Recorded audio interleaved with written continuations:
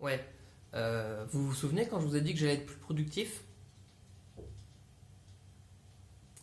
Euh, j'ai une très bonne explication. En fait, c'est très simple.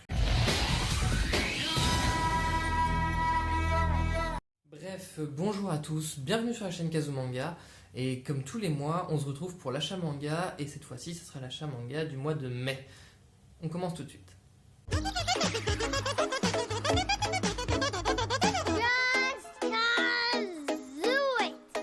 Chez Panini Manga, le tome 17 de Demon Slayer, donc voilà, classique, dès que ça sort j'achète, et on approche de la fin, comme je le redis c'est en 23 tomes, il y a eu une version collector également de ce tome, avec le roman, que j'ai pas pris, puisque le roman m'intéressait très peu, mais si jamais vous aimez vraiment beaucoup Demon Slayer, allez lire le roman, je pense qu'il doit être pas mauvais, mais je peux pas vous en dire plus.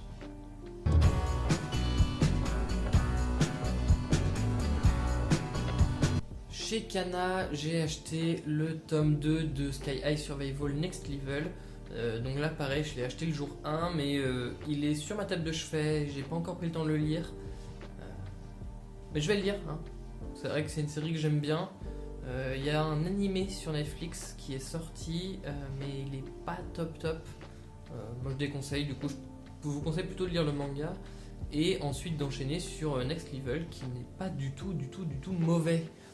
C'est par les mêmes auteurs et ça sera assez court je pense.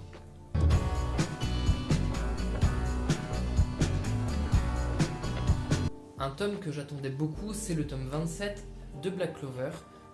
J'avais très hâte de lire et je l'ai lu très rapidement, avec un nouveau personnage qui fait son apparition. Donc voilà, je donne pas de nom quoi que ce soit. Vraiment très cool.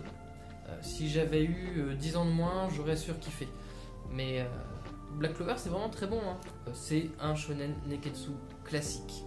Mais c'est pas mauvais du tout. Moi j'accroche bien et je vous conseille d'aller jeter un œil avant que ça ne fasse 70 tomes.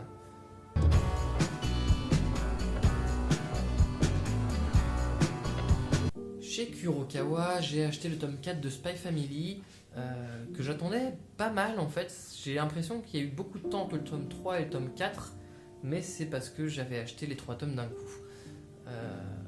Vraiment chouette, vraiment très chouette, j'ai bien rigolé. Et je vous conseille d'aller découvrir ça, parce que c'est vraiment très chouette. Donc ça parle d'espionnage, et franchement foncez.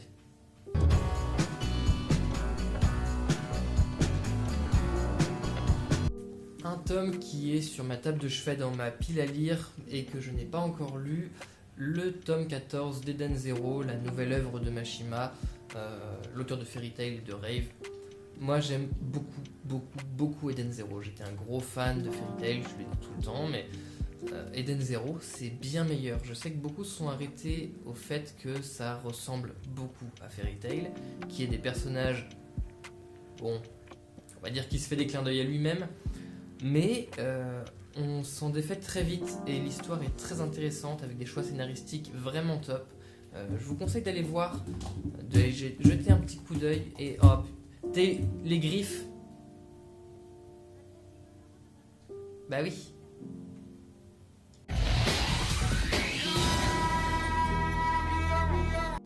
Bref, comme je le disais, il y a des choix scénaristiques qui sont vraiment très osés et on commence vraiment à se lancer dans l'aventure. Foncez, c'est vraiment quelque chose de chouette.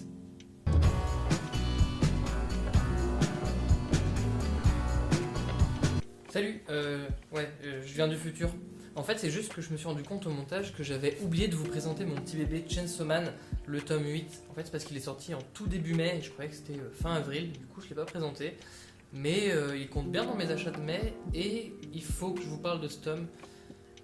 Il n'y a pas beaucoup de dialogue, mais visuellement, c'est une claque. Et je vous montrerai aucune image parce que j'ai vraiment envie que vous découvriez ça de la même façon que j'ai découvert. Donc, c'est-à-dire en tournant chaque page et en étant bluffé. Il y a vraiment un glow-up incroyable au niveau du dessin.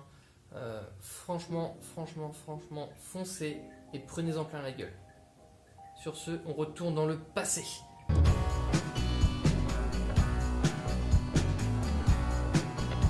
On retrouve le tome 3 chez Pika Édition de Blue Period. Blue Period, un manga que j'adore. C'est vraiment fantastique la façon dont c'est amené. Et je ne l'ai pas encore lu puisque je l'ai acheté hier. Mais ça va être ce soir sans faute. Fabuleux. C'est grandiose. Je peux vraiment vous dire que c'est un tome que j'attends énormément à chaque fois. C'est quelque chose qui me prend aux tripes. Et vraiment, je sais que ça parle de peinture et que ça parle pas forcément à tout le monde. Moi non plus, la peinture pas spécialement. Mais on passe très vite au-delà du stade de la peinture et vraiment sur la quête d'identité du personnage qui est absolument fabuleuse. Et moi je vous conseille vraiment d'aller vous plonger dans cet univers. C'est grandiose.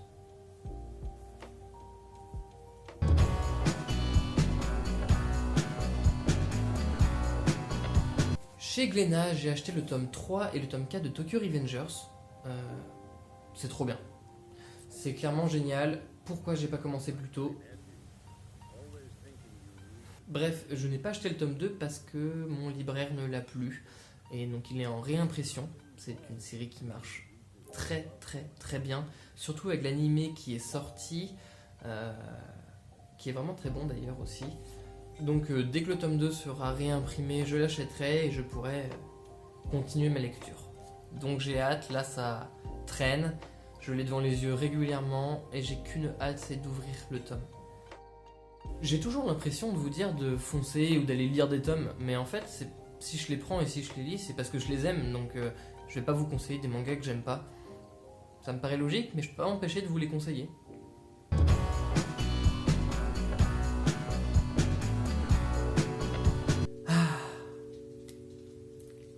Évidemment. Un manga sur les chats.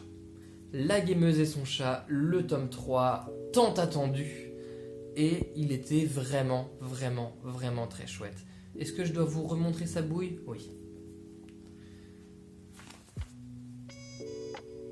Adorable.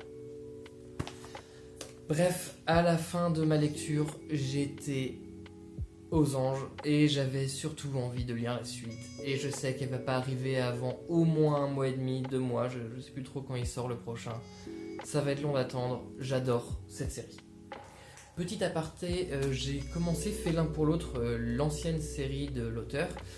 Et pour l'instant c'est pas dingo, mais peut-être que ça va se révéler par la suite. En tout cas, ça, c'est trop bien. La team chat.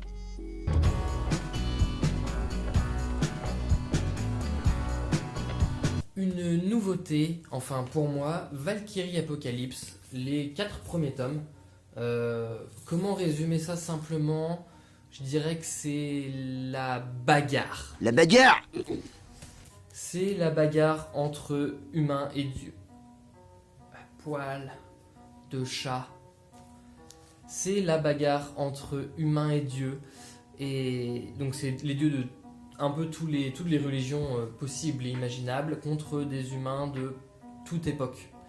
Et c'est vraiment, vraiment, vraiment cool. Il y a des rebondissements et des situations assez inattendues. Je vous montre les couvertures.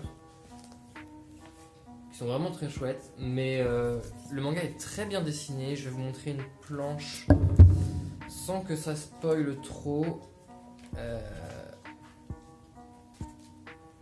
Il y a une patte graphique très saccadée que j'aime beaucoup et que je trouve être très appréciable dans ce genre d'œuvre. Je rappelle une œuvre de... La bagarre! C'est édité chez Kiyun, c'est un seinen et pour l'instant j'accroche bien, c'est plutôt sympathique. J'ai acheté vachement moins de mangas ce mois-ci parce qu'en fait je viens d'acheter une moto. Du coup mon budget a été quand même plutôt réduit et je passe plus de temps à faire de la moto qu'à lire des mangas en ce moment. Et c'est aussi une des raisons pour laquelle j'étais pas très présent au niveau des vidéos. Excusez-moi.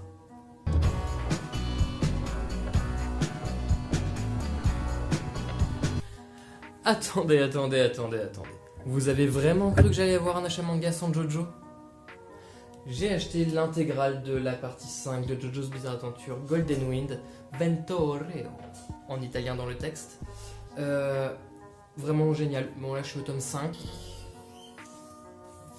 Mais ah! Donc comme je disais, là je suis au tome 5 et je vais continuer à lire tranquillement.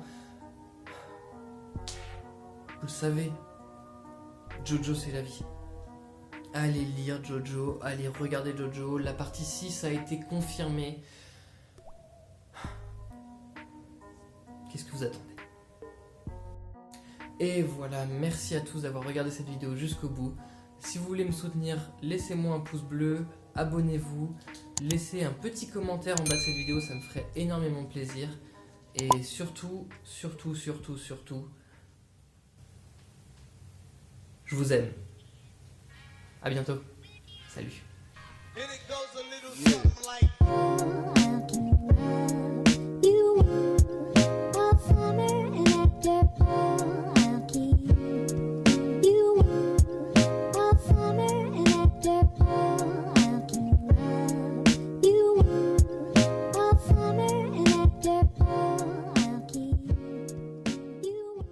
Joe.